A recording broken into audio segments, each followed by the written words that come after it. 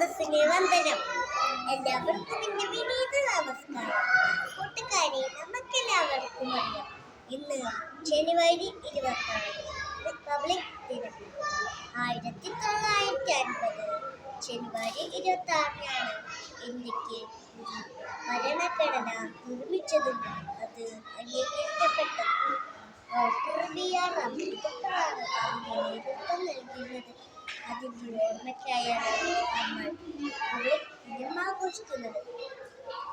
ജനങ്ങൾക്ക് പരമാധികാരം എന്നതാണ് റിപ്പബ്ലിക് എന്നതുകൊണ്ട് ഉദ്ദേശിക്കുന്നത്.